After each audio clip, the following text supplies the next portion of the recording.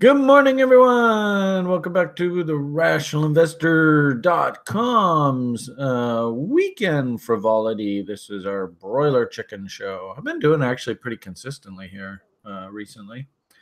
Um, I actually just had a really great class with Grim with the level oneers. Great interaction by the students with Grim, and I think he's giving you some excellent information. And actually, I was really pleased. Alex, who's in the lounge here in the on the Broiler Chicken Show here this morning, he's the TA for that program, and the two of them work together just so nicely together, and they were giving some fantastic resources for the students. So super pleased at how that's going for the noobs to the site. And I've been thinking about this over the past little while. I mean, the education program that we teach here, it's actually pretty comprehensive, and it takes a little while to work your way through the whole thing. Um, I'm hearing from the level tours that they actually kind of enjoy the slower pace because it gives them a little bit more time to study the material because it gets pretty thick. And we had a great level 2 class yesterday. They're all working on moving average concepts and all the different models involved in that. So, Alex, I expect to see some awesome moving average analysis out of you. More tools, more candy. This weekend show is really more about just sort of me getting in touch with the community. And I think I even said through the Broiler Chicken Show, I beg your pardon, through the Daily Brief Show, that I kind of wanted to spend a little bit more time through the weekend here just interacting with you guys. So that's sort of the pace that I want to sort of take today, a little bit more relaxed. I see we have Southern California's contingent has joined us. I think you're in Southern. Hey, Jonas. Maybe you could throw yourself on mute if you don't mind. I would appreciate it, but welcome and make yourself at home. If any of you who are here or watching on YouTube, I see a few people. I noticed, we kind of talked about this over the past 6 months or so. I had felt like this number was too high. I do see that it's starting. We actually now are, I noticed on the weekends, we're trending below 100 people online at any given point in time. So maybe we're finally getting to the point where the market's calming back down and things are just sort of settling down. And people are like, okay, well, I'm going to go back to my regular life instead of watching the screen 24/7. So I suppose that's a good sign. But, for the people that, and I wouldn't mind actually if we could get a nice little chart of this as the site sort of progresses and evolves here. So I think that would be really cool data to chart as a sentiment indicator. I've seen, long and short of it here, completely understandable. A lot of the volatility in the crypto market, and especially the upside volatility, is kind of dissipated lately. But I did notice, guys like Andrew were knocking out doubles on a coin that he was trading on Binance. So I just happened to notice that yesterday before I was headed off to teach class. That he was all giddy about that. So there are doubles to be had. I don't have the chart handy in front of me. If somebody wants to scroll through the lounge and find that, I can highlight that. But if anything, what I want to do is I want to, if anything, take this time over this weekend to sort of, reconnect with the community and just highlight your successes, right? And a good trade is a good trade is a good trade. So if you happen to see a chart that you see lining up, please bring it to the community's attention. I'll talk about it here, and if I like it, I'll buy it.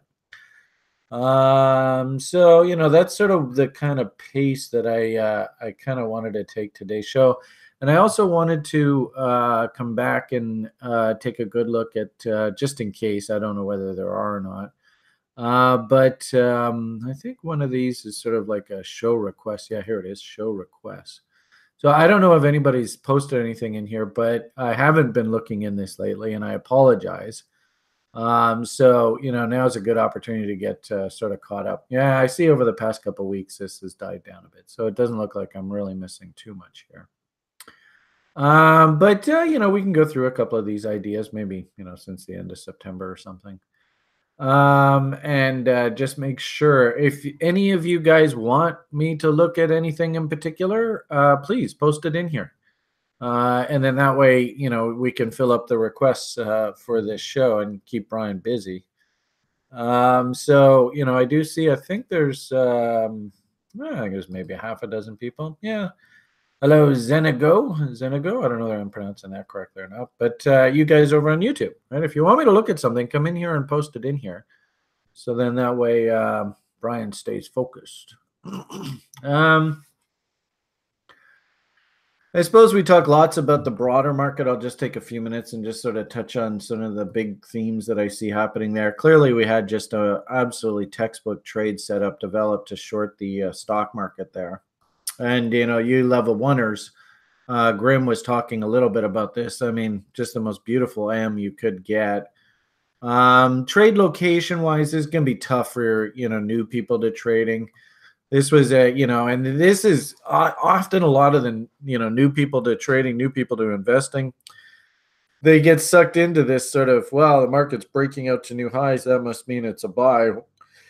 Quite often we see, and it sucks, right? I mean, it's just typical ebb and flow of the stock market, but just after the market breaks to new highs, it sort of runs out of steam and then has to correct. And, ironically enough, for the traders of the world, they love hunting moves to new highs or moves to new lows as trade location to go the other direction. And I think that's sort of what's happened here. I think that this is more internal about the economy and whether the economy is really strong enough to support higher equity prices and higher interest rates in earnest. Any way you shake it, especially, as I said, this is a pretty advanced concept for new people to trading to see. I don't, like for new people to trading, and I guess the level oneers, you're going to be doing it in a week or two, so you're not even quite there yet. But this is what's called a harmonic pattern. Let's see, what's the best? Well, I mean, the bot is sort of our harmonic shut up. Trend continuation pattern, that kind of conversation. How do I set the settings on this? There we are. And you've probably seen, good old Brian trade these things before. And really, for new people to trading, I think it's probably best that you use these A, B, C, D, and this is sort of the bot setup. You've probably heard Brian talk about ad nauseum. And we got to flip that around. All right, so basically the bot would want you going long off this sort of double bottomy type area here with the ultimate profit objective up here. And that's that AB equals CD. And so for beginners to trading, what I really want you thinking about is taking profits up here, right? Hopping off. If you did have the balls, maybe you bought a reload zone against these lows or something, or you traded the trend continuation trade, the bot, to take profits and pay yourself on the market move up top here. For the more advanced trader, and it's really cool because we do have a couple alumni that stick around, and I see them sort of poke their head in every once in a while. And we teach harmonic trading in level 3 because it is a bit more advanced and it has you taking trades at really weird levels. So, by all means, if you can get to the point where you are trading, harmonics and you get to that education level, this actually becomes a very powerful short trade location. And then also to this thinking, the market just broke out to new highs. You probably heard me talk about the Sebastian FU setup. So, futures traders, if this was like a 5-minute chart, they're going to actually be very interested in shorting just above here. And that's just sort of, the way the market works. But that's the Sebastian SFU setup. But, even more conservative, slower traders, AB equals CD, this becomes a trade location. PRZ stands for potential reversal zone. And I hate to say it, but I mean, gee whiz, that's set up absolutely textbook off of that AB equals CD level. And even if we drill into this, you want to see something really sick, guys? This is freaky, right? You drill into, say, like, I don't know, let's go down to like a 1 hour chart. And you remember that PRZ number. Oops. Right, let's see if that'll work. There we go.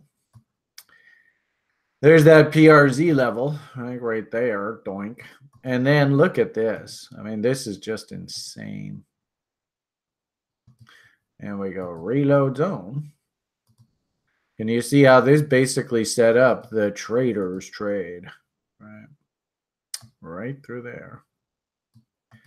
And they even pulled a little FU to wipe out any of the shorters that went long there. Look at that. They had a nice little polite, okay, let's run all those guys out and then dump it. And we all have to understand, especially like in the stock market, like seeing how pretty and how simple this chart pattern is off the daily basis. Market tops are never this simple. So if anything, the fact that it's just so well defined and so perfect, like if we change this to a line chart, I mean, that just looks too pretty of an M. My hunch is they're going to come back up and play with this. And frankly speaking, I wouldn't even be surprised if we see new highs here. But just, just an absolutely beautiful trade location. And, we teach in the education programs and, hopefully the level oneers just went through the introduction to technical analysis module last week. And so hopefully you can see that AM in something like a price oscillator like the RSI here. So, and this is what we like to call divergence, where the index is actually making new highs, but the indicator itself is not. And really at this point, especially at this PRZ, right, we'd be like, ooh, potential divergence. Look at this. Wow, sweet trade location. That confirms doink right there on that event there where we go through that middle part of this big M here and fail at that level there. This divergence now becomes confirmed, and that's on this short dump here. So literally any kind of M or, an empire or inside bar failure or anything you want to hunt following this event, I think is a half decent sell signal. And of course, we got a nice, pretty little M right there to hit. I was going to say short, and I said hit instead. Dirty word came out there. That's funny. Oh, well, Brian's just having fun.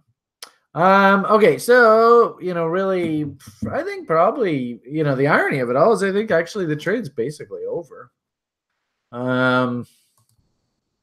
We hit the, this is the 50% level. You can see this range from the low, and keep in mind, this is the low from last February. So really that's like, we're getting into almost like a 52-week range there.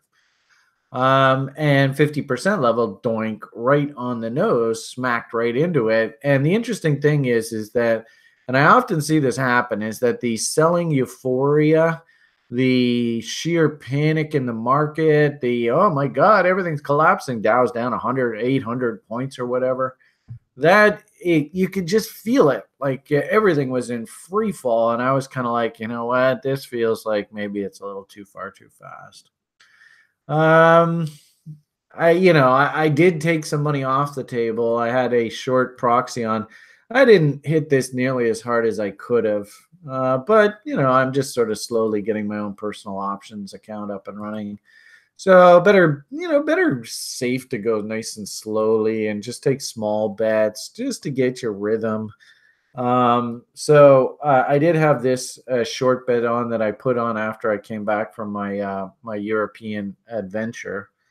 I was underwater for it quite a bit, no doubt about it. And I remember even through these kind of periods, a lot of sort of veterans were getting pretty stressed about this trade. I mean, clearly they had taken the trade with me. And because I like to buy so much time, this is like I think this was a March option. I don't know whether it's written here or not. I guess, yeah, here it is, March 7, 2019 call option on this thing. The great part about it is, of course, this straight line move injected a ton of volatility into the market. And of course, you've heard Thomas go on quite a bit about that recently. Where the hell is my volatility? It's around here somewhere. There it is.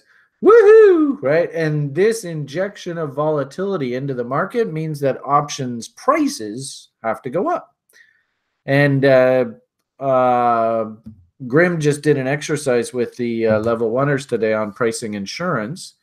Hopefully all of you level oneers went out and priced insurance, and holy crap, it should be pretty expensive now because the volatility premium in those options has exploded higher. So long and short of it here, this option that I was in, I bought at $1. It was trading up at about $1.80. I think it was like 180 bid. And actually, in fact, the default trade that I have is to sell 2 at double my purchase price. If I buy 3 and then sell 2 at double my purchase price, then I book a nice, 30% return if I get filled on the whole trade. And I've got that one free car, and wherever the hell the market goes is where the market goes. And that might turn into a whole shitload of money.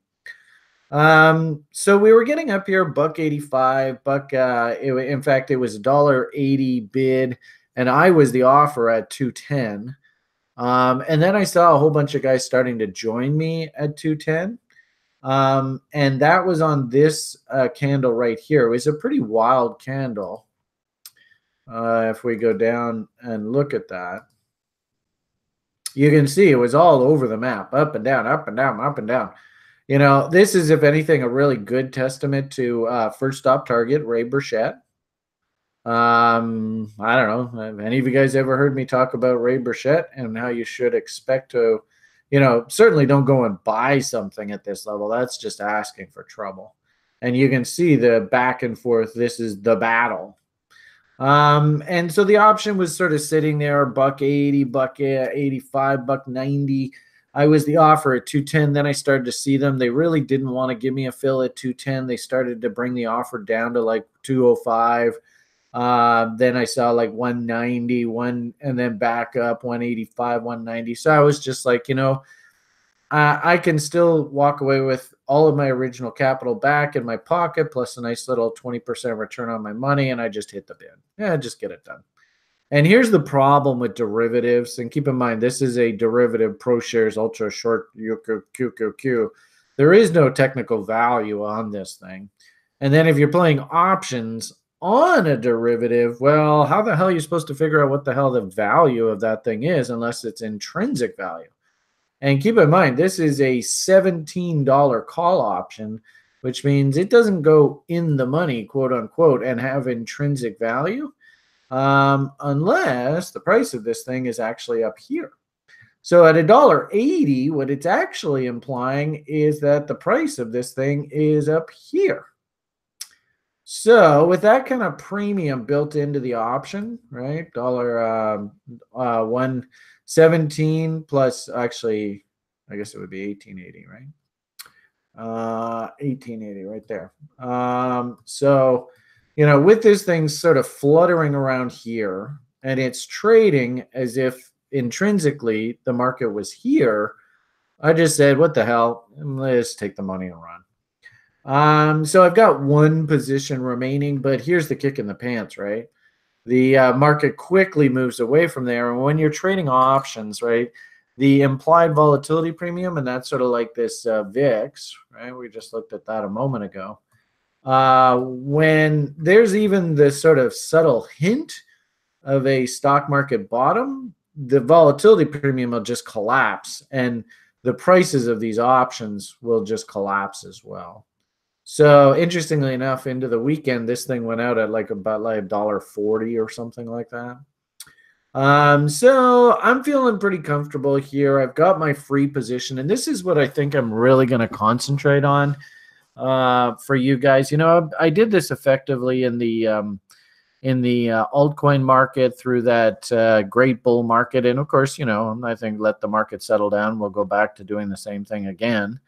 It's clearly not in a bull market right now. So, we should be tempering our enthusiasm there. But as I said, There is people in the lounge banging out doubles as we speak, so they are coming.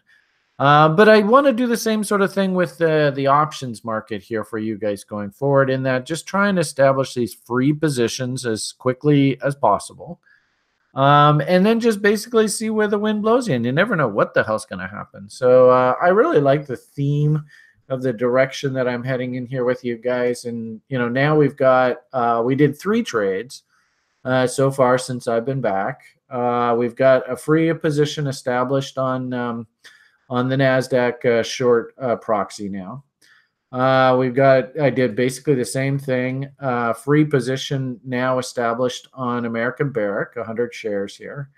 And the interesting thing about this is that this is a $15 strike price here. So, technically this option now has about $1.23 plus 6 months of time left on it, right? And, we were happy to take the money off the table here on this spike. Oh, it hit the strike price. Oh, it's at the gap. Okay, that's probably it. And then all of a sudden, whoo!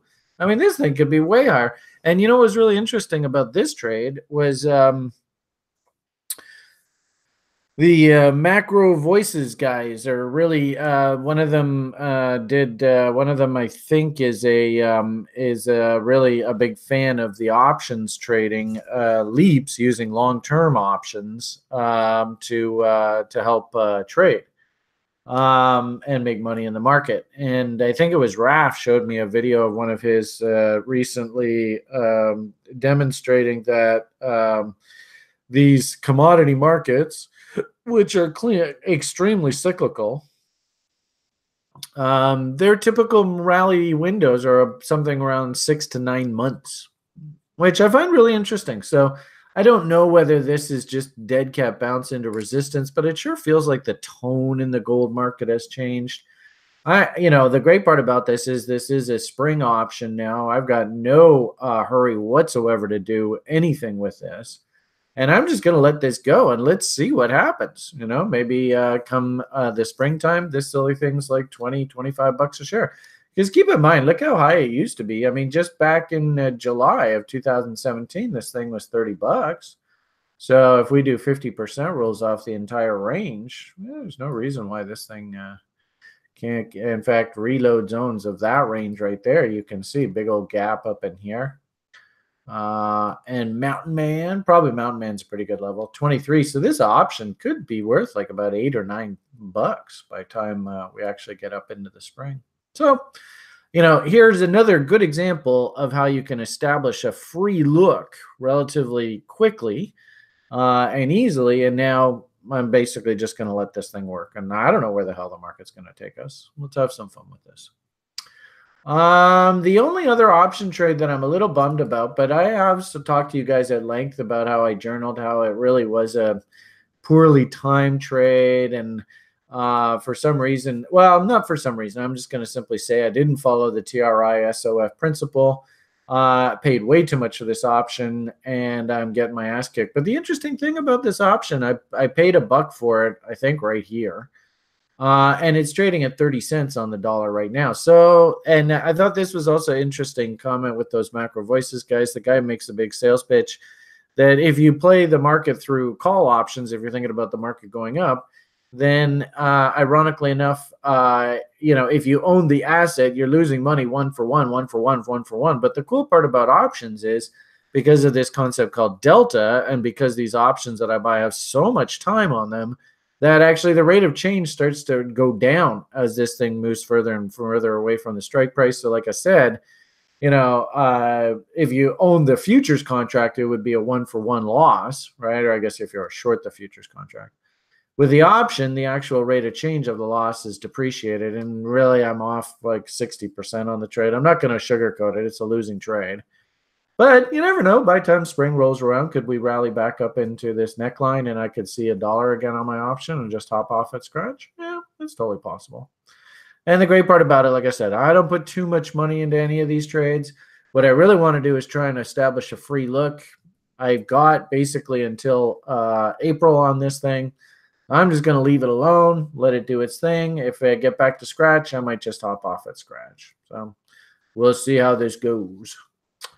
We was commenting in the lounge this morning. It was really interesting. We were looking at the semiconductors. Really good sort of broader market education for all of us. I really think that the stock market broke out in earnest right here back in, I think it was the middle of February 2016. I remember specifically when this happened. Thomas and I were sitting in the lounge, and we had this dashboard that we used to have set up on the old website. And the breadth indicators were all more than 90% bearish. And then all of a sudden, we got this violent rally off of these lows. And then basically the market didn't look back from that point. So just an update for you. Sjord and I have been working away on rebuilding that list. He has it pretty much up and running. We're just missing the tags.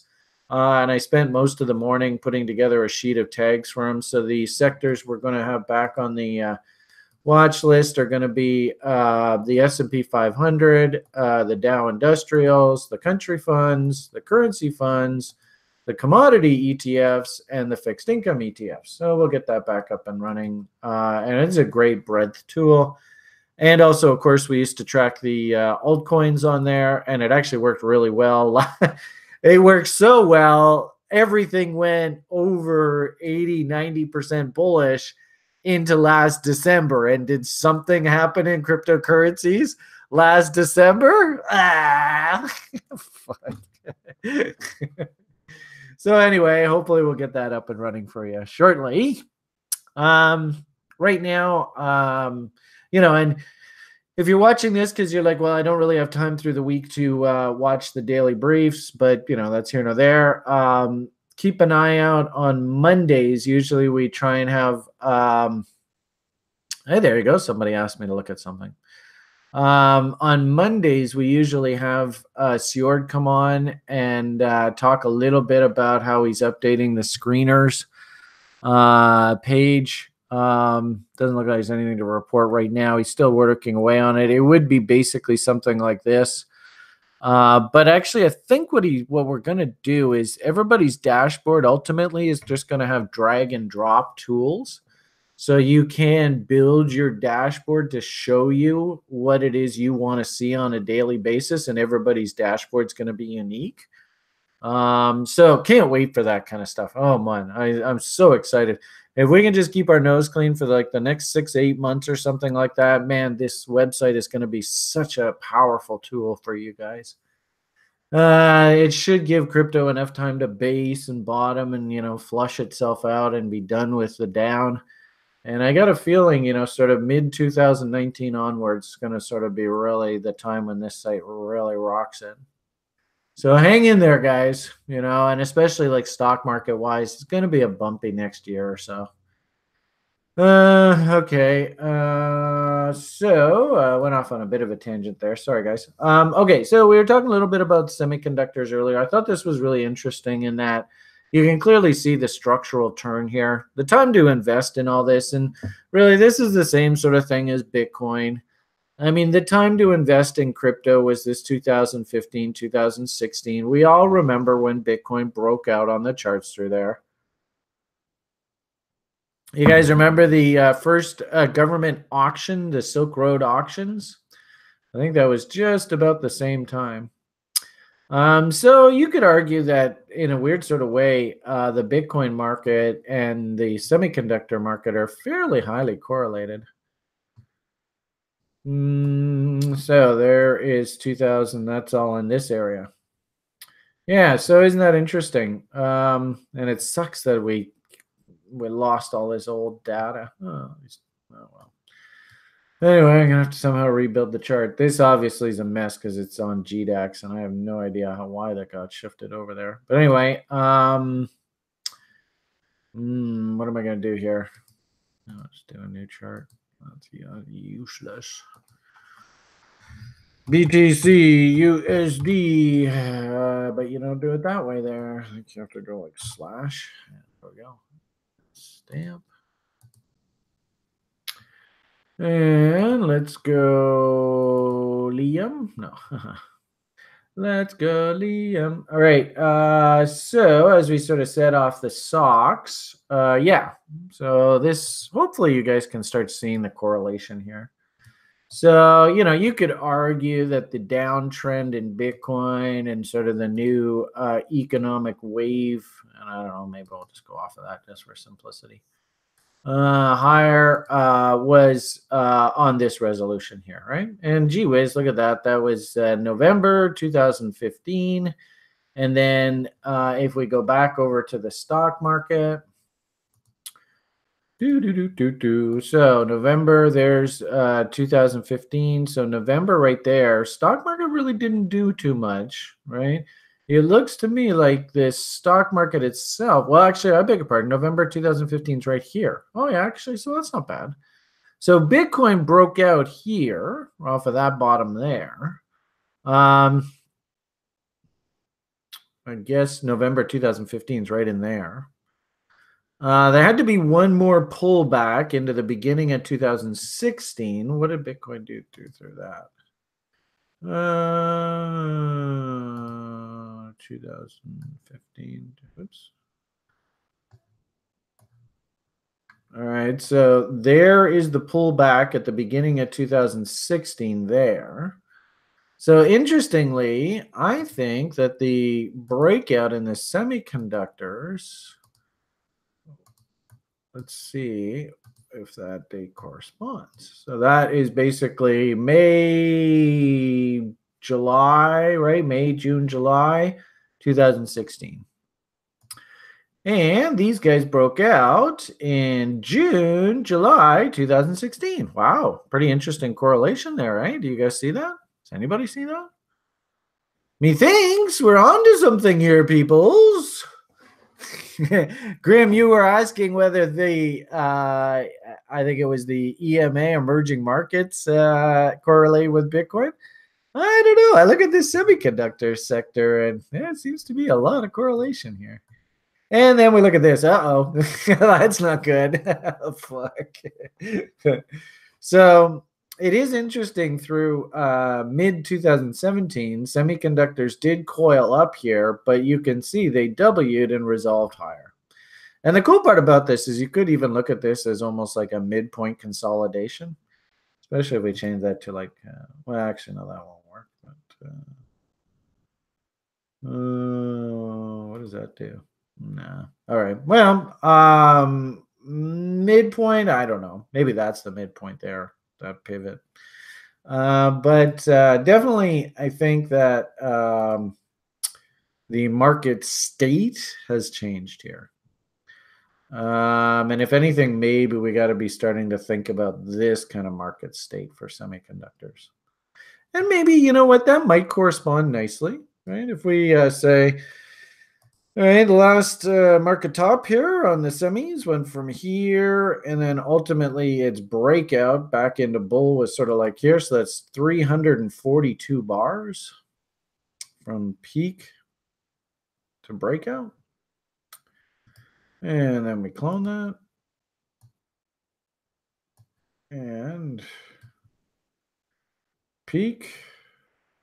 Going through the consolidation, who knows where this thing ultimately has to turn. And actually, that's interesting because aren't we looking for a pivot next summer in Bitcoin? Isn't there something that's supposed to happen somewhere around here? I seem to remember. I know we're, our 18-month duration of BTC price, I think it winds up sometime in the around the spring. And then also too, when is like Litecoins happening? I think Bitcoin usually like bottoms with that Litecoin halving event. And then Bitcoin just goes sideways for a while. Maybe this thing has to go sideways for a while. Are we in this market state anymore? I don't think so. Are we in this kind of market state? Yeah, that's what it feels like. We'll see how deep this goes. I mean, I suppose one could argue probably this old pivot area, just like this pivot area, is going to be key support. Right? So probably key support somewhere in here. And if we do fibs, my hunch is that's probably, somewhere between 38.2 and 50%. There's 38.2. It would be right up against there. 50% would be a stab right into there. It'd be interesting to see if there are any big old gaps and, wicks and tails and all that kind of stuff in there. All right, I can see. Oh, wow. Yeah, so you can see big old hole in the charts there. Another hole in the charts there. Big old, woo, look at that size of that. Well, actually, yep, no, that's still open all the way down to there. And then this one is the one that caught my attention down to there. So I think that's probably realistic as sort of a stopping zone for tech here. And also, too, probably not a bad idea while we're at it. First 2 weeks of the quarter are out of the way. Are the fund managers putting money to work in technology? What do you think, guys? Based on what we just saw here out of the semiconductors, the FANG stocks, even the QQQs, right? Here's outside downside reversal. This is what happened last time we saw an outside downside reversal on the S&Ps. Boof. So we're sort of mid-boof right now. Are fund managers putting money into tech right now? I don't think so. And if anything, I heard Grim talking a little bit about screeners in class this morning. Maybe we should create like a utility sector screener, eh? And it's interesting that David Davis was taking a look at BCE. I don't know whether I'm really too gung-ho about this thing. The debt to equity concerns me. The fact that they've got almost, $1.50 of debt for equity, that's a bit concerning. But that dividend, holy Jesus, that's a big dividend. But anyway, the point is sector rotation. Where are the money managers putting their money? And I think we got a pretty big vote. Doesn't look to me like they're putting it into technology right at the moment. So if anything, Grim, you want sort of a fun assignment? We should probably get like a list. I wonder if they have like a list of the utility stocks. Where would I find that? Screener? And can we do sector? Sector. Utilities. There we go. Can we do like a chart book? How many of these things are there? 117. That's not too bad. Charts. Whoa. Hey, boo-boo. All right, so we should probably see where these guys are trying to put their money to work. Doesn't look like they're gonna give me a higher time frame. I'd love to have like a weekly chart. That would be sexy. But looks like the only ones they're gonna give me is daily. Maybe an idea to grab this list and export it to a filtering chart that can give you a weekly chart. Look at this BIP. Now that looks interesting. What are these guys? Brookfield Infrastructure Partners. 4.7 yield, 1.9 recommendation, right? So obviously, woo, look at this. I thought this was interesting. Check this out. Now, here is an example of insiders owning a stock. And then remember, we looked at that BCE a moment ago, and one thing that kind of bugged me about that stock is this is a massive corporation. I mean, they're basically half of Canada's freaking telecom infrastructure. And look at the insider ownership. None of these bureaucrats, they're all getting paid hundreds of thousands of dollars in income and whatever, and none of them will buy their damn stock. That's not a good sign. I heard Grim talking about the fundamental screeners that he used in class, and he mentioned CanSlim. And CanSlim basically says, hey, we want to see lots of insider ownership, and we want to see really low institutional participation so that to lift the stock, institutions can come in and buy in size, right? This is the exact opposite. Institutions already own the stock. So it's not like you're going to get a whole bunch of index funds and mutual funds and pension funds and stuff come in and buy it. They already own it. And of course, insiders are nowhere to be seen. Whereas this other one, you're getting a little bit different yield. I mean, kind of in the same neighborhood, but a very different creature. Institutions own 50%. So I'm not going to call this light. And keep in mind, it is a utility, right? So, I mean, that should make sense. But I do like the fact that insiders own a shitload of this thing. Changed from neutral to outperform by somebody back in July. Well, that's good call, Credit Suisse. But hopefully you can all see the W here. and then how it rallies up off of that W and comes back down. That's probably a nice reload zone. You can see the big old gaps here. And we've gone and put in another W here. Considering what we're seeing out of the first 2 weeks study, it seems logical to me that these are the fund managers that are coming in and buying this kind of thing here. So not a bad looking, and of course, boring utilities. Come on. Hey, you want me to buy a utility stock? What are you, on drugs? Actually, let's take a look at the charts now. So here is BCE, and this scared the hell out of me when I saw this. Holy moly.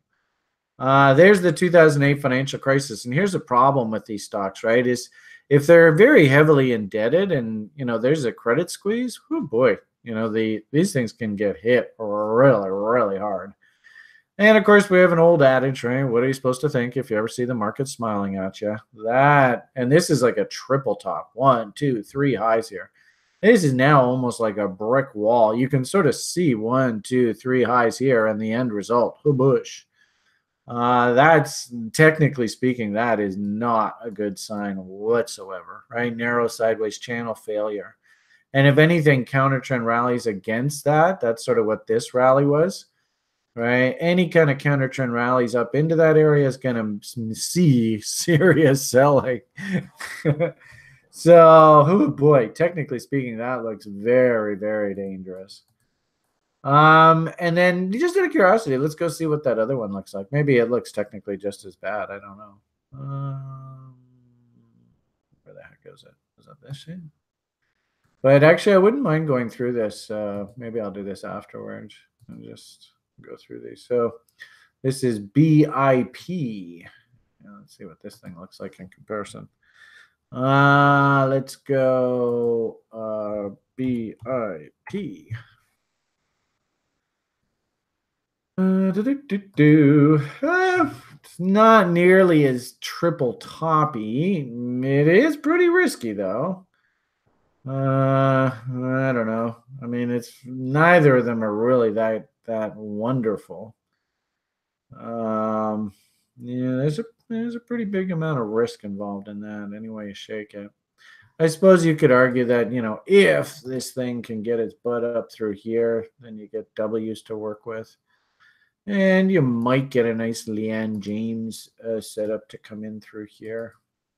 But that's going to need a bit of work. So I don't know whether this one's really that attractive. But really, ideally, what we'd love to find is there's the name that's come down here, put in a nice W, and away we go.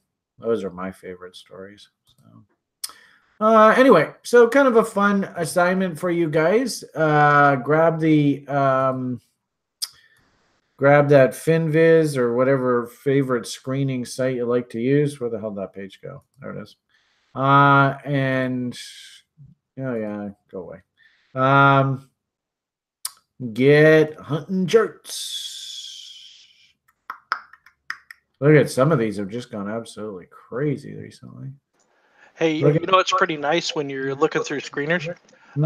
Scroll up to the top of FinViz and go to the TA tab. TA tab, this one here? Yeah. Oh, that's pretty. You get the chart and you still get to see the fundamental internals. Right on. Oh, that's cool. Yeah, it's a cute site, eh? At some point, Stuart will have our site. Like, ooh, this looks interesting. Let it pop up through here and away we go. What do we got here? Connecticut Water Services. Oh, that sounds like sexy. Don't get enough information for me to really look at here, but nonetheless, yeah. So I'm gonna have some fun looking through these utility names. But this is like the sort of hallmark of boring, no growth investing. So, ooh, that'd be an interesting one to keep an eye on. Who's this thing? Impresa. Oh boy, that looks like a mess. Argentina. Maybe I'll avoid that. Thank you very much. So anyway, the point that I'm trying to make here is that, like our little trade example here in the stock market, it looks to me like growth is on the back burner for now. I wouldn't be surprised, especially with this sort of the way that this played out. You can see how insanely volatile it is. I wouldn't be surprised that tech goes through the same sort of period where you're going to get violent swings both directions. This is a weekly price chart. The fact that the weekly has left a gap here means that you can almost bet your dollars to donuts that the market will trade back up to this level at some point and fill it in. I mean, that's that you don't see weekly gaps every day. It's pretty rare. And really, I think probably until we break out through this high, and you can see how long it took the S&Ps to break out through that high. That's probably what tech is looking at. And, as I said just a moment ago, how long does it take us on this sector rotation study? How long does it take us to get from here, which is basically here, through this draft and this draft to the point where people are putting their money back into tech? Does it take 6 months? Yeah, it could be. It's take 4 months? Yeah, sure, somewhere in there. That wouldn't surprise me. But clearly, the fund managers are thinking that we just sort of entered here. And really, everything that we hear about Feds raising rates, right? Joe Sixpack's actually feeling pretty good. The economy's rocking and rolling, right? So that's exactly when they want to take the punch bowl away from Joe Sixpack. As soon as they're feeling good, that's when they shit on us, right? That seems to be how the story goes. So, okay, enough broader market. I think you sort of know what my expectations are here now. Geez, didn't want to do that. What the hell did I just do? Oh yeah, one other thing I wanted to mention actually, and I think this makes sense. This is the S&P 500. This is the 2006-2007 run up, and I was actually mentioning this in the level 2 class yesterday. It was so shocking to me. Is this simple 13-period exponential, 30-period simple moving average relationship off of the weekly chart is incredibly accurate in timing the stock market. It's ridiculous. Every once in a while, it'll give you false signals. Like right here, we got a little bit of a buy, then a little bit of a sell. But on balance, and I was showing the class that back in, well, here's the dot-com boom. You can see there was a little bit of a flash warning there. But in essence, this was the big sell signal, and basically it was one directional all the way through here, and then more one directional through here. And what was really cool was off of the 2003, so this is coming out of sort of the dot-com mess, great buy signal there, which got you flat here, and then back on the long side through here. So rally, then hop off, hop back on, basically at scratch, hop off, hop back on, basically at scratch. Had you long the whole way up here into the 2007, 2008 housing crisis. And then on this signal, I had you short the whole way down, all the way down to here. And then conversely, had you long through this entire move here, hopped off and then hopped back on, basically scratch, hopped off and then back on, a little bit of a discount. Here, hopped on, stayed long through this whole damn bull market, then hopped off, then gave a little bit of a head fake. But I remember this head fake move because it pissed everybody on the site off. And after this head fake move, everybody on the site lost interest in this. But then the next signal had you long through the whole damn fucking bull run here. Isn't that incredible? So, and this is a great testament to moving averages working great in trending markets and getting chopped up in trading ranges. But anyway, the point of the matter here is it is still pointing bullishly. It has not crossed bearishly here. And if we go back and we look at, say, like 2007, what I found interesting about this was we actually did somewhat the same thing. So we had a bullish cross here, big move up, then big slam down. You can see how far apart the moving averages are.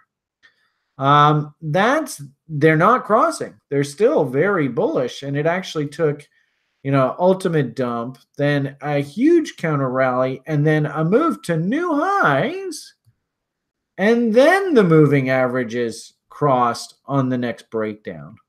So if we actually backtrack our sort of S&P to that week there of that sort of big thumping, that was July of that particular year. And then we superimpose with, here's today's price action. Can you guys see how the moving averages are looking very similar here? And if this market was going to break, like we almost had that sort of similar situation there, right? Moving averages look similar. The market actually has to come back, consolidate, and then resolve that moving average relationship, right? And in this particular case, it never did resolve bear, and it just kept charging higher. So if this is a top, believe it or not, the top's not going to look like this. The top is actually going to look like a consolidation, a fight, and it's this consolidation that actually forces the moving averages to cross. You see how they crossed here? Of course, you look back and you go, holy shit, what a signal. So I'm kind of thinking right now, like first and foremost, I don't think any of us should be thinking, all right, this is it. It's over. The bull market's over. I don't think it is. And in actual fact, I think who is going to be tickled pink when the market goes to new highs here. And of course, he's going to take all the credit for it. And, maybe this happens on a big Republican win and a big stock market orgy rally into the new year. I could easily see that. That wouldn't surprise me. Hell, it might happen if the Democrats win. Yeah, you just never know in this crazy world. But I'm just seeing, technically, I don't think we're ready for a quote unquote crash. And then, of course, we put all the other pieces together. Does it make sense that it would be this kind of window? How many weeks is this? 1, 2, 3, 4, 5, 6, 7, 8, 9, 10, 11, 12, 13, 14, 15, 16. That's 4 months. Does it make sense that that kind of window would be enough time for things like the yield curve to invert? Right? We know the yield curve isn't inverted now, but give the market 4 or 6 months. Yeah, well, I think that could happen. We have this big political event. Markets never crash in the face of political events in the States. Maybe they do in other countries, but usually in the States they don't. So maybe this is just some backfilling here of just this big up move that we just saw. And then remember, like we said, the traders trading, that was actually a big profit-taking window right there, right? Based on the way this RSI looks, I don't think we have a quote-unquote buy signal here. If anything, what we really want to see is give me a nice W in RSI, right? And then we can start thinking bullishly again. So I don't think we're close enough to call a buy, but at the same time, I don't think really we should be too aggressive shorting here either. If anything, if we do get violent counter trend rallies right back up top, that's where I think actually another short might develop. Filling in of these gaps and stuff like that. And if I'm not mistaken, I think the S&P also left a gap up there, didn't it? Yeah. So you definitely know that the market at some point is going to want to come back up and fill that gap. Also, too, check this out. I just noticed this now. Look at that horizontal support and resistance. All you level twoers, you just did this a couple of weeks ago. Can you see now trade location developing here? So we've got horizontal support and resistance. We've got the gap, which you guys, I guess, will do next week, 2 weeks from now. And you got the reload zone. Geez, I can start to see many reasons to consider taking a trade right up in here, right? So I can see the next short potential sort of trade location trade setting itself up. That wouldn't surprise me. But we're a little bit early to actually see official bottoms come in and tradable bottoms. You never know. I mean, Mondays, all hell could break loose. Maybe this thing has to gap open even further lower. You don't know. As I said a moment ago, though, I am a bit surprised that the market hasn't respected the elections a little bit more. That does surprise me a bit. I'll tell you that much, by crackers. Okay, I spent too much. I'm not quite sure why I spent so much time talking about broader market today. Sorry, guys. All right, let's head on over to crypto. Crypto tastes great. Crypto, can't wait. I did hear from some people that they are banging off doubles, so congratulations, everyone. Unfortunately, in the short term, and we talk about this almost on a daily basis on the Daily Brief, so I don't think anybody should be shocked if you hear me say that we are still trying to find a bottom. And unfortunately, off of our most recent sort of weekly consolidation, this triangle, it resolved bearishly. And so we're just sort of sitting down at the bottom end of the range here. And really, you might argue this is sort of like the guy is, kind of depressed.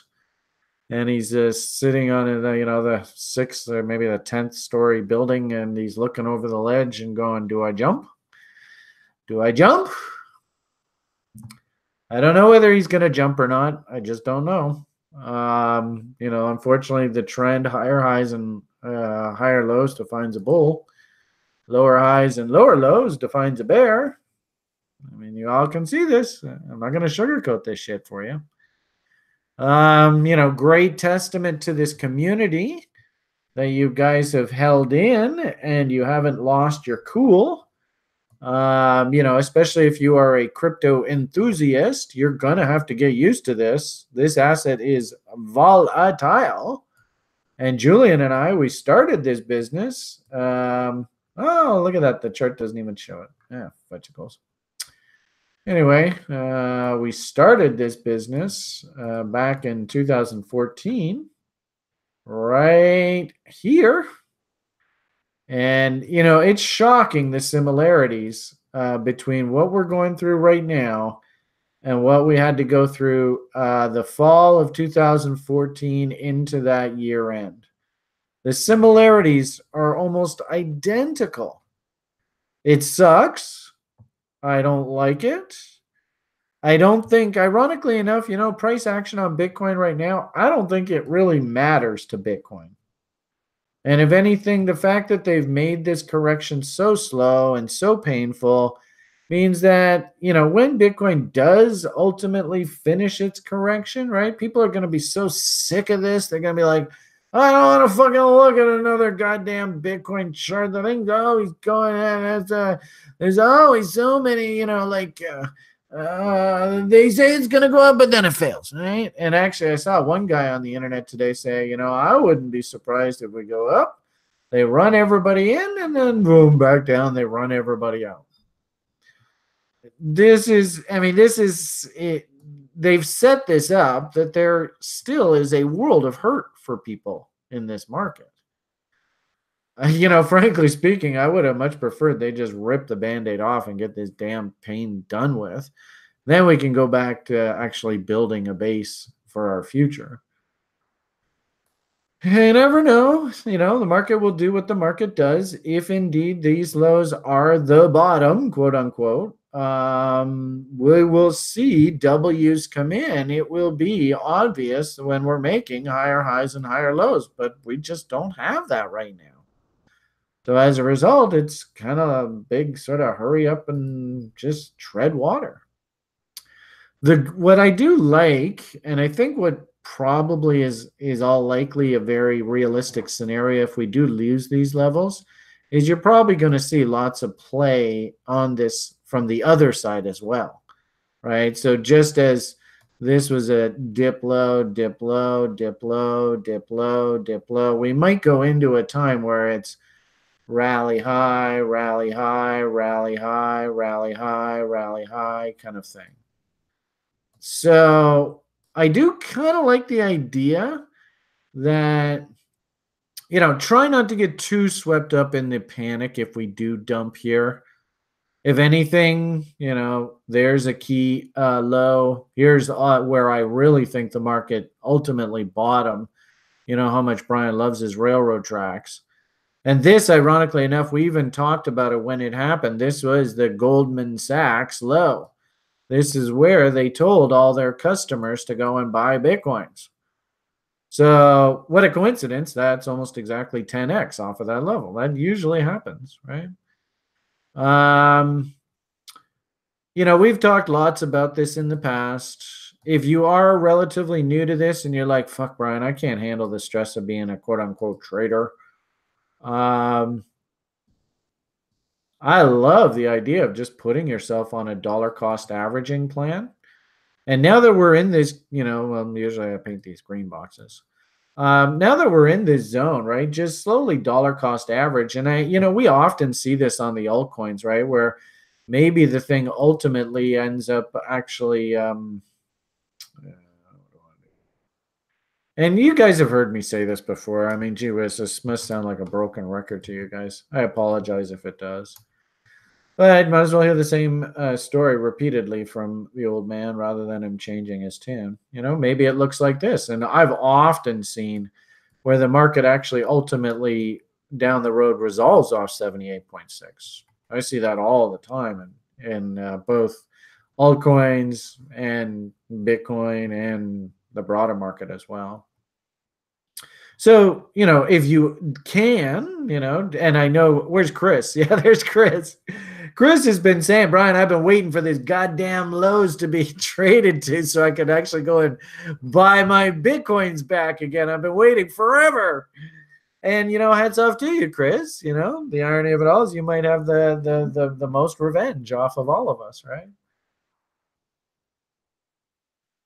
Now, if we do start Wing out and things are starting to look a little more positive, well, we can start to change our tune. The only problem, and again, and thank you, Albert, for validating my repetitive message. Here's another one. What's the typical duration of a bear? Unfortunately, I lost all these darn pretty little images I had for all you guys. Oh, look at that. They even got rid of that. Sons of bitches. Anyway, typical bear market is 6 months in duration, or 18 months. I wish it was 6 months. So that means we got to get from basically 1 year out to 1 year out, right? So there is December. So, thank heavens we're in October. So there's December. There's 1 year. And then we got to do another 6 months. So really we're talking about somewhere like, May, June, right into that area. What is 52 weeks in a year? So shouldn't that be 72 weeks? 52 weeks in a year? I've done something wrong here. No. Yeah. So 52 and 26, 27 is 70, 52, 27, 79. Boom. So, on balance, 78. Thank you, Zach. I'm never good at math. It's funny how us trader guys aren't really that good at math, eh, Graham? I heard you talking about that. Yeah, it's funny we were talking about that in the today's class. Where's that damn calculator again? Jesus, it's around here somewhere. Hey, you used a calculator. All right. So, we should be expecting, and this is typical bear. I mean, they want to make this a real fucking pain in the ass. Maybe they're going to make it longer. Maybe they want to be really kind to us. Maybe they'll make it shorter. But the typical bear is, 18 months. So, as I had said to you guys before, hats off. I mean, we are now, and, it's kind of funny to follow this barometer, right? I mean, technically we're 43, so we're actually halfway through. Hey, way to go, everybody. You made it. We're halfway through the shit. Get practicing trading those setups. When we get back into a bull market, I expect all of you to be fucking no, I'm not going to say that word. I expect all of you to be making a lot of money. Take this next 6 months and just practice. And Gabby, you especially, didn't you miss the last bull? Or maybe it was somebody else who was on the site. I was kind of like, I don't know. I think it was Chaba. Chaba actually missed. Yeah, he missed the last cycle because he was kind of like, oh, I don't know. Oh, boy.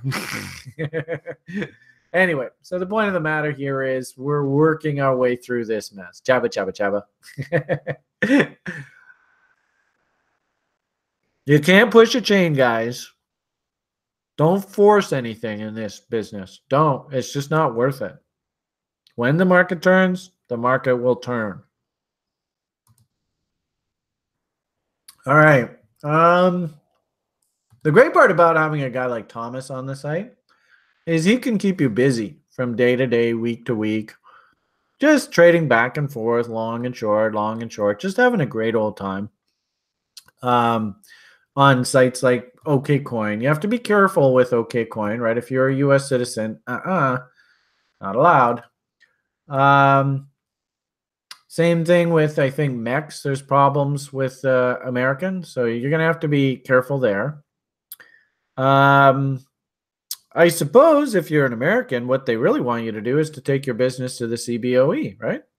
I mean, that's probably half of the reason why they outlawed sites like Max and OKCoin for you U.S. citizens, is they just don't want you taking your business overseas.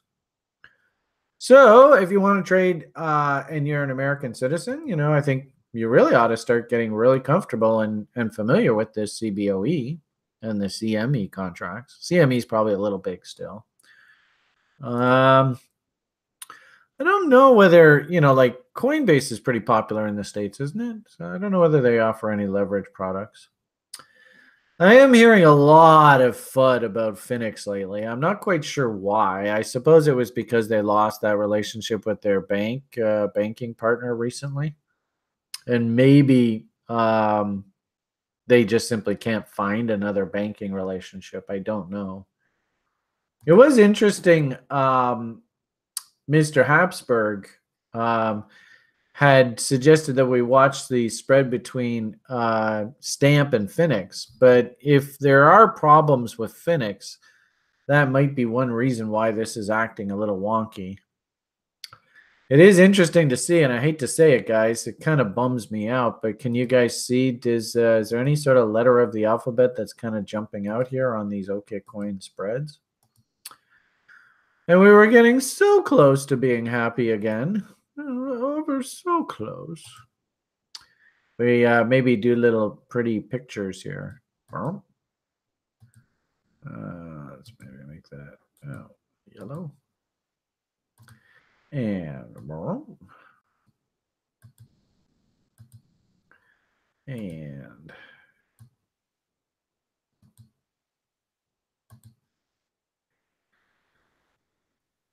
can you see the smile?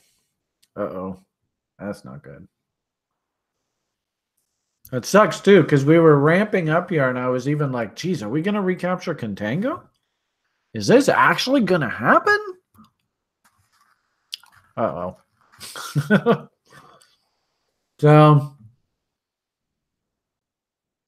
I'm going to be watching, obviously, this Phoenix relationship closely. FYI, trying to let some more of this tether go here.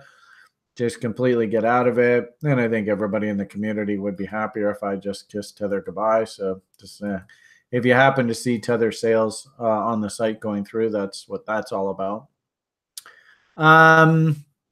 Trying to stay a little bit more active, but I just simply don't have the time and the focus to day trade right now. I just personally, and I've come to sort of acknowledge this with my trading plan. I just don't have the time to effectively day trade, and I can't be like woken up at 3 o'clock in the morning because alarms. I'll just be a basket case for you guys. If you set up your lifestyle that you can be, well, then go for it. Have fun. But that's just not me where I am right now. So the way that I'm playing this potential bottom in Bitcoin, and we might bottom here. These lows might hold. I've gone and taken a bunch of bets on some of these alts. And, of course, we have Bitcoin in the account as well. So just an update here on these. And everybody should understand these. As a way, and interestingly enough, what I did here was I actually bought $2,000 worth of Decred. All these other bets were $1,000. So I was kind of like, man, you know what? Maybe I'm just going to pull back on the $1,000 risk on Decred.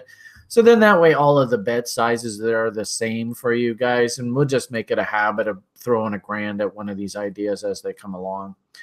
So just an FYI, yesterday we got a little bit of a counter trend rally that actually took Decred back above sort of my average cost, so I let half the position go. Just a little bit of housekeeping.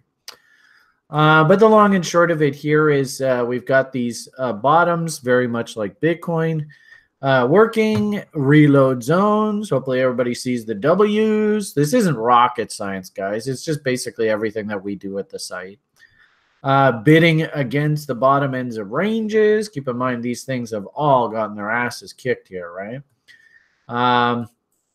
There's certainly lots of room for these things to run up. You can see, I mean, if somebody does want to wave the green flag and give these guys permission to rally, they're going to take off like a rocket. But I just don't know whether that's going to play out that way.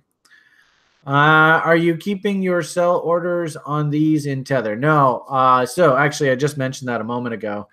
I moved 2,000 from the Tether into this Decred, but when I took the money out, I put it actually into Bitcoin. So I'm not going to be buying any more of the Tether. And if I liquidate all of these, I'm going to be moved these positions in particular, $1,000 account size. I'm going to be moving it just simply to US dollars on Trex. So I'm not going to go back into, yeah, that's right. So then that's what I've done with the Tether. I moved out now. I think we're up to about 70,000. That's just simply sitting in US cash on Trex. And I suppose one could argue Tether might survive through all of this. Trex gets hacked and they blow up and the whole thing was for naught. So who knows what the fuck's gonna happen. I gotta tell you, the one trade that I really am happy about is I went and bought like 20 G's worth of this gold down here in these reload zones, and I'm feeling pretty good about this. If gold takes off here, I'm gonna be looking like a fucking genius. So I love this gold chart. This gold in Bitcoin just looks awesome to me. So if anything, I'm actually in there, and I'm long Barrick too, right? I got that free position on Barrick. I never did get in on. One of our site members from back in the spring and summer, we did the RSP group. I don't know where the hell he is. But we were really jazzed on this Alio gold, and I kind of thought it was a bit early for us to be buying it when we first looked at it. And sure enough, it actually even went much further than what my downside target was. But I got to tell you, this thing's looking, because I want to have a bunch of gold proxies on the books. Where the hell is it? I'm trying to find it here while I'm talking. Here it is. And the goddamn thing went and put in a damn double bottom here. Frustration. And of course, who can tell me what this 2-bar pattern is? This bar here, it's not really the best example. But it popped up here, and then it actually moved through that high there. I was waiting and hoping for something polite like this to get in, but no, they weren't going to give it to me. And hopefully you also see, too, this is actually a really good example of a Wyckoff check here. Can you guys see the, if anything, all the the bulls out there, they look at this Wyckoff check and they go, oh, wow, that's fucking awesome, man. That's actually a strong stock. So I still want to try and get in on this thing. I like the idea of trying to get in below $1. You can see now how reload zones are setting themselves up. If anything, maybe we'll get like a dump, and I don't know how high this thing goes, but hopefully it just calms down here. And maybe into the end of the year, maybe into like tax loss selling season or something like that, we can get a little bit of a pullback so I can sneak in here. Well, we could even do this, right? Check this out, Alex. Go whoop. And then really, I think it's probably off of that peak there. That's, I think, the channel that it's trading in right now. You could have done a littler one off of this one here, right? So there to there and there to there. Wow. I think that pretty much defines what's going on, eh? I don't know whether that's the lowest low or not. What do you think, Alex? Does that make sense to you? And then also, too, we used to have another site member who used to love to put on the midpoint of these channels, and it's quite remarkable. Look at that. So that basically is off of that level. And look how the market pivoted off of there. Real battle through there, battle through here, and that'll probably be support going forward. But the long and short of it here is I want it back down here, and so I can buy against these lows. So, I do like the idea, and actually there was a little gold metal stock that I did buy into, but I'm back talking about stocks again. Sorry, guys. Where the hell is it? Around here somewhere. There it is. I got into this one, Timberline, low share count. It's only like $2-3 million market cap. VCIM stock, right? And I had a bid working in this reload zone down here.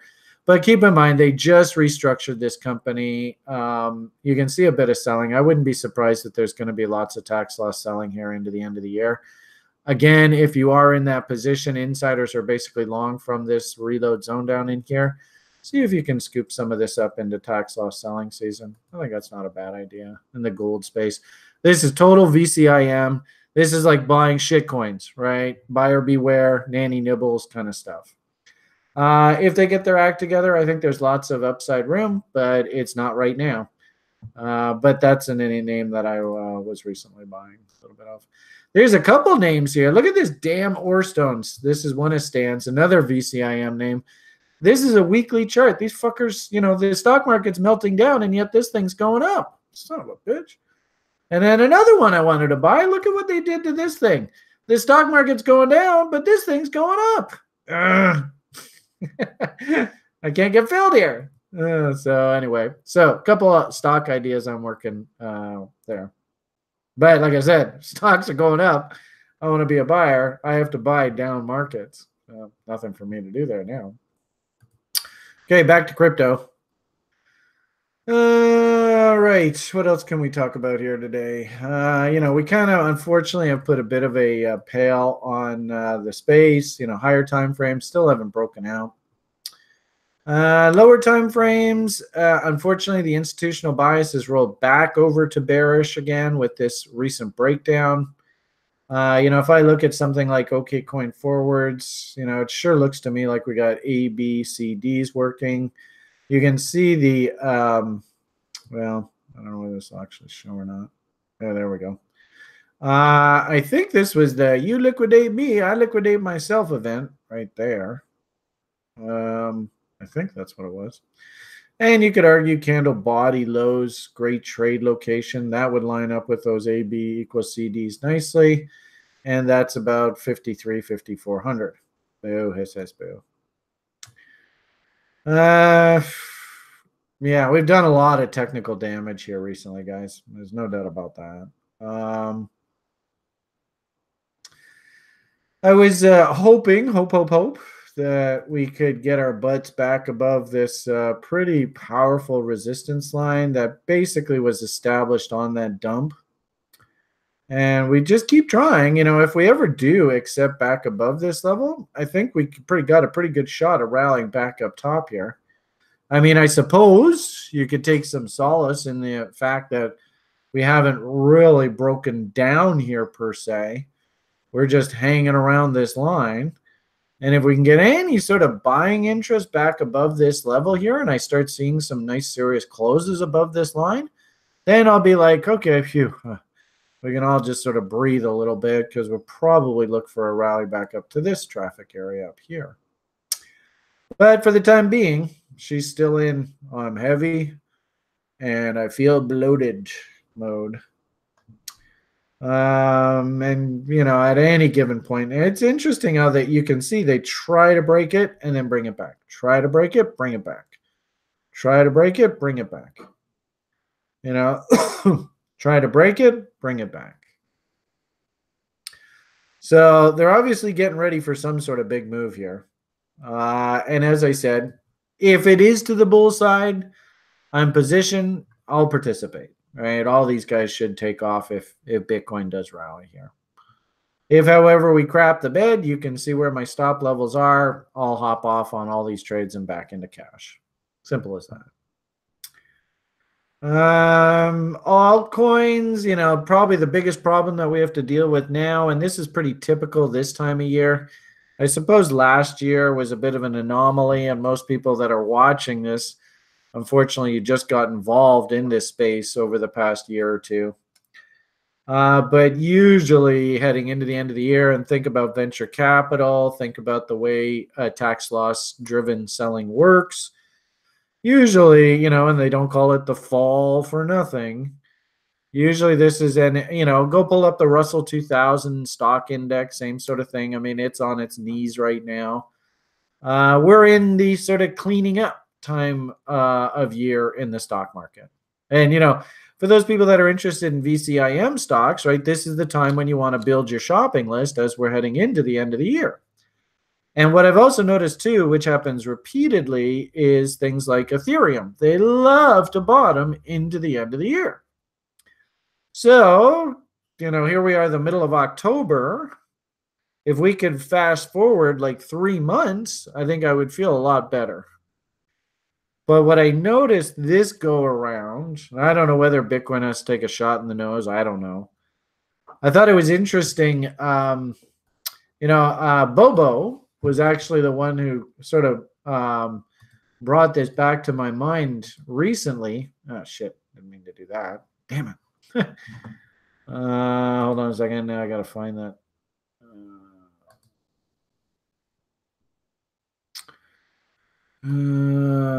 But Bobo, we were talking recently about this trade. Yeah. And how it's still working, which drives you crazy. And how I had sort of, recently had painted 2 scenarios. We could either consolidate here and rally higher up into this level. That's, as sort of Brian Perma bull, that's what I was hoping for. But you can see, nope, we dumped. And I suppose we could just move this dump over to there. And if you are a bull, right, you're hoping for a W to form here, and away we go. But, the bottom line here is this stupid bot is still working away here. And if you follow the 3 high-low method, and this is why I mentioned Bobo, because Bobo is really interested in this. And it seems to have worked here again, which drives you absolutely crazy. But if you follow the 3 high-low method for managing stops, right, so we have moved stop to trailing right here. That's where you can start locking in. On this dump, maybe you go 1 high, 2 highs, 3 highs. All right, I'm going to have my stop above there. Then the market comes down, makes a high here. So 1 high, 2 highs, 3 highs. Okay, I'm going to move my stop from there down to there. Then the market comes back, makes another lower high, 1 high, 2 highs. All right, now I'm going to move my stop down to there. And then the market goes and busts these guys out, but notice you didn't get touched. And then the market goes and puts in a consolidation, breaks down. So now when we come back, you go 1 high, 2 highs. Now you can move your stop down to there. 1, 2, 3. So these guys that are slowly, patiently short, their trade is actually technically still working. Drives you crazy, but technically it's still working. And I think that anybody who is playing this bot still, and if you are, fucking hats off to you. I think your stop now has to be here. And really that makes sense too, because if this thing does go and put in a big W here and take off, I don't think you really want to be short. What do you think, Zach? Does that make sense to you? Alex, what do you think? Anybody still listening to me, or should I shut the hell up? How long? I've been talking for a couple hours now here, haven't I? All right. Well, anyway, I hope you guys are enjoying the offering. So the point of the matter here is, if Ethereum does decide to shit the bed into the end of the year, which really isn't too out of the ordinary, there is the bot target down there. It's still floating down there. And I suppose you could probably draw like AB equals CDs, which would also, give you lower, sort of smaller setups to take us down into there. And then what I noticed, which kind of bummed me out, is, and I think everybody in the space has seen this, both shorts have broken out to new highs on Ethereum, But also, too, this kind of bummed me out. Can you see the longs totally M'd out there? So we have sort of a double vote here. Now, is this a function of Phoenix and the mess going on there? I don't know. I really don't. But nonetheless, anecdotally, W's in shorts, not a good sign for the bulls. Bigger W's breaking out to new highs, not a good sign for the bulls. If anything, maybe hope we can take away from this that, maybe these shorts, there's just too many of them in there and they're caught. But that's way too early to conjecture that. What I think happened here was everybody and their brother said, hey, that Beamish guy says if you ever see the market smiling at you, gee whiz, I better get the hell out of there. And I think everybody on their brother saw that breakdown there and went, short the fuck out of this thing and get out of my lungs. Can you see that? Does that make sense? I hope so. Yeah, well, I was pleased. So this is Ethereum, and Josh is talking right now about Litecoin. And of course, we like to use Litecoin as sort of our ultimate leading indicator. And last time I did an update for this for you guys, it was on this event here. And I was super pleased to see all the bulls get in here. And I was like, rah, rah, rah. But I was looking for the bears to puke out. But they didn't. If anything, the bears came and put in this big-ass W. Can you guys see that W there? Ugh, jerks. So, and of course, that's the same sort of thing we talked about with Ethereum. Brian says, if you see this market smiling at you, you better get the fuck out of there. So on that event right there, right, the shorts just went nuts, and the longs said, get me the hell out of there. So, these internal measures have kind of broken down here a bit, which sucks. I do like the fact that there's this cute little W. So the longs, they're putting up a fight down here. I would like to see the shorts give up, right? So if anything, Joshua, that's really what I'd like to see is give me a nice M here. And they're done, and away we go. And I suppose it's a good sign that this shorts never broke out to new highs as sort of our ultimate leading indicator.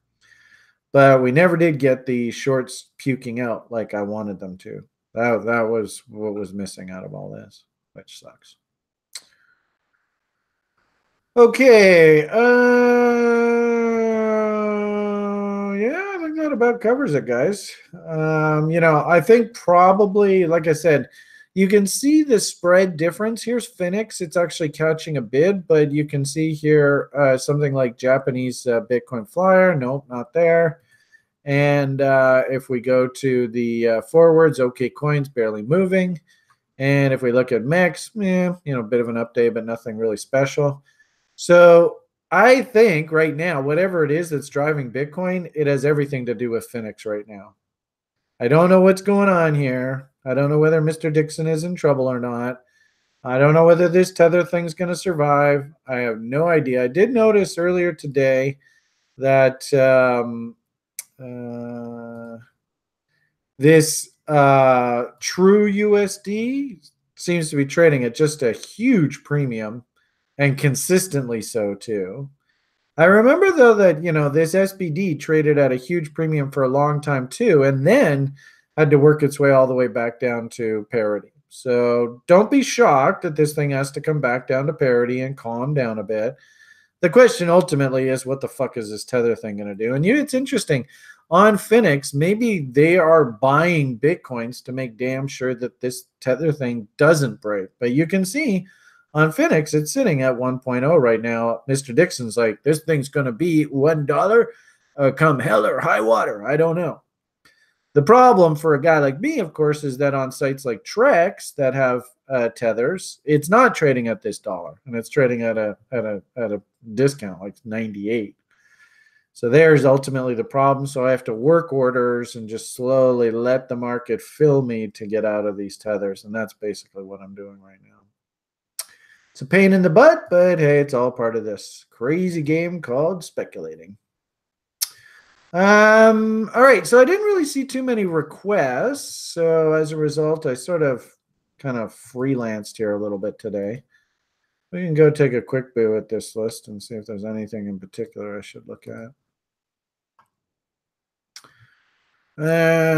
Show requests.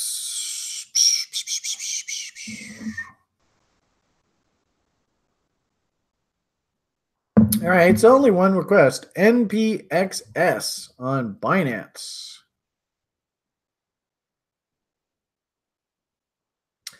NPXS. Man, I sure love the look of this fucking metal. You can see, I mean, guys, do yourself a favor. Just go pick up 0.01 BTC of this damn thing. All 9 of you watching on YouTube. God, remember when back just these 6 months ago, we had like 100 people over there. Maybe I should put these shows out to the public again. I don't know. But do yourself a favor and just go pick up a little bit of this. If this thing goes 100x, you take a full Bitcoin out of this thing. I don't know what's going on here, guys, but this thing looks like it's ready to rock and roll. But anyway, that's just Brian's 2 cents. And full disclosure, we got lots on the books. What the hell is that symbol again? NPXS.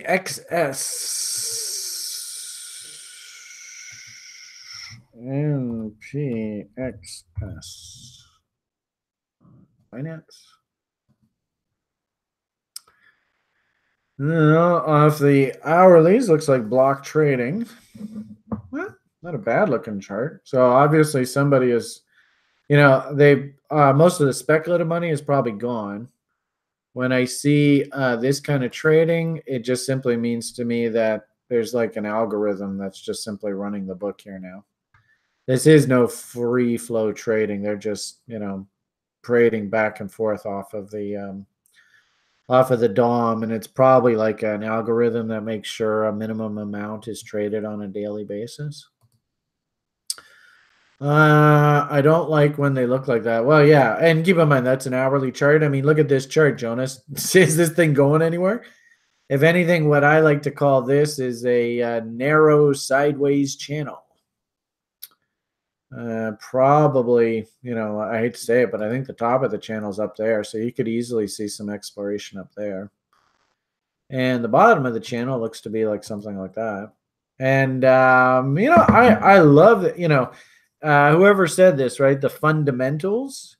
If you can actually find a situation where this thing's trading at 24 sats, if you can like point a mining rig at this thing and just slowly accumulate. I mean, I don't know what the value, like what value is, what it costs to actually mine one of these things. I don't know about the sustainability of the actual coin itself. If it's one of these, ERC20 tokens or whatever, man, that's a little bit suspect. It's not a good sign when they don't have these kind of numbers on here. Where do I have?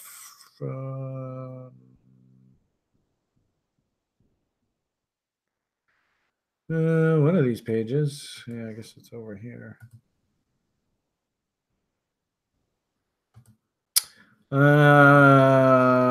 Boom. All right, what the hell is this thing? NPXS.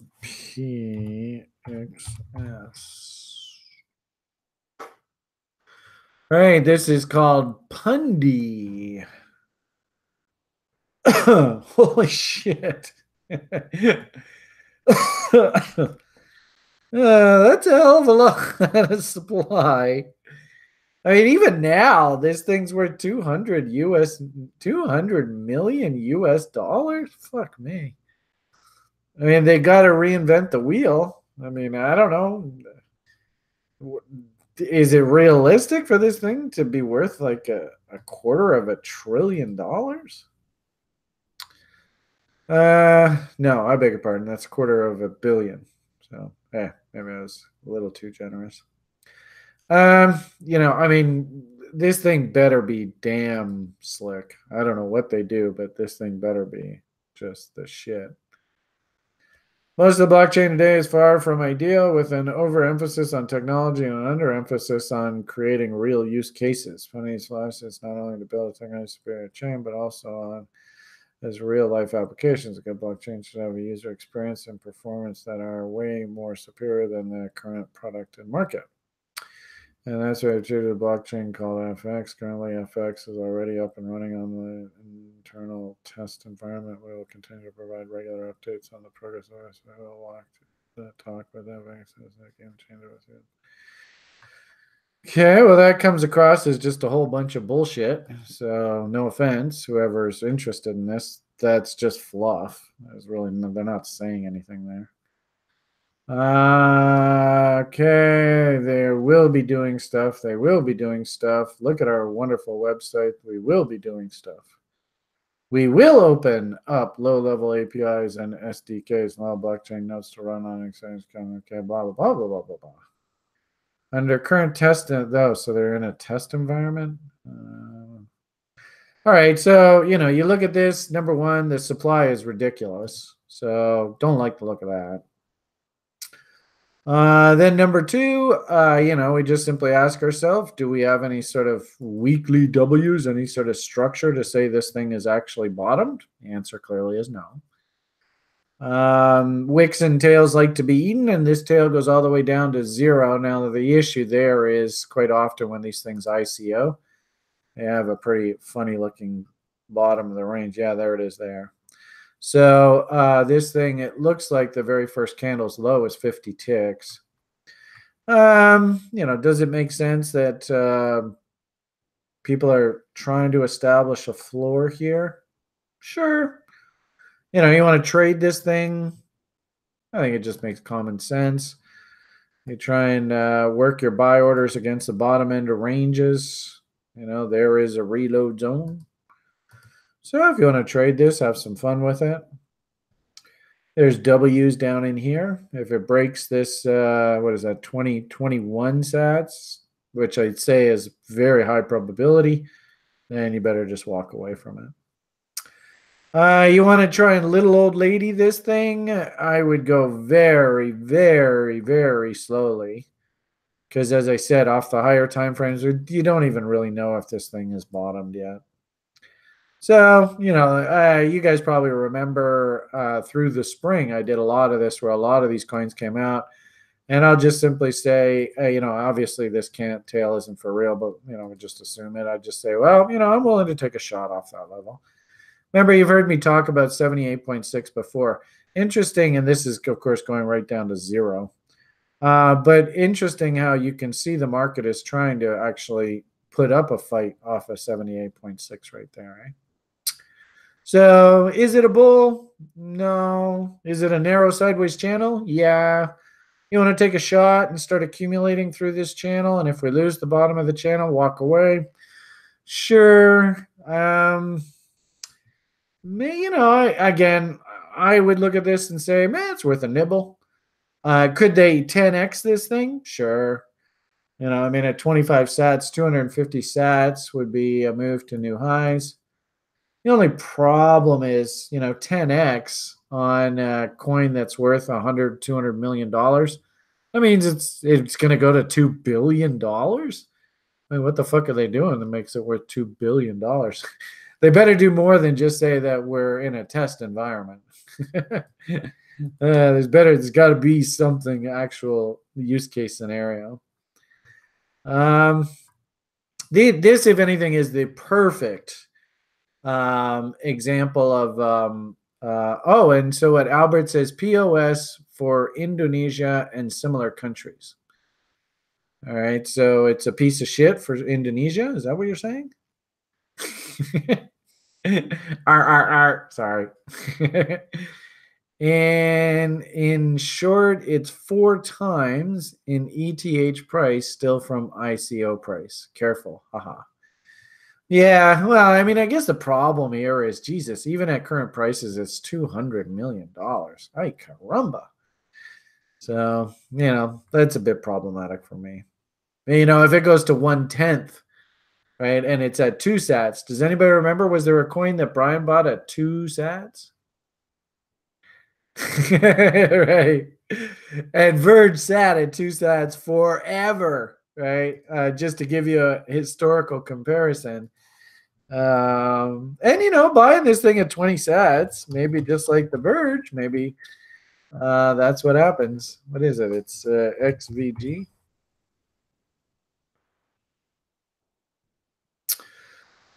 So, well, that's Binance. Bitfinex. Where's BitRX? There we are. Yeah. So, maybe your coin has to do this, right? And maybe we're sitting like right here, but it's going to just sit there and just do nothing forever. If anything, this is, keep this one on your screen. And at the end of that 18 months, that's when you want to go and look at this one. Does that make sense, guys?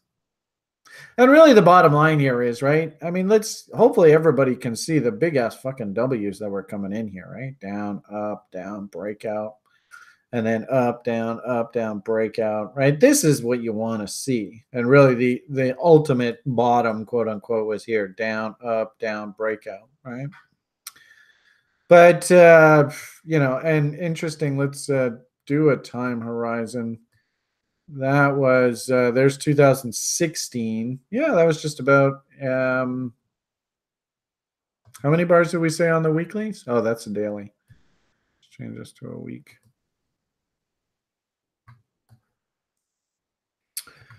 I think that that was this move here, right? We said there was like 77. So let's see. Oh, that one was only 62. So actually, that was a quick bear from peak to breakout. That was 61 bars. So I think my feeling on this one is, what did we say the symbol was? NPXS. So you see what this looks like, right? And this is the kind of action we want to see. NPXS.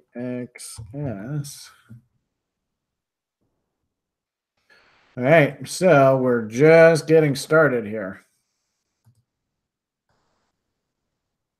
66. Wow. Well, this thing's got some time. So wow, way over there. There's 66 there.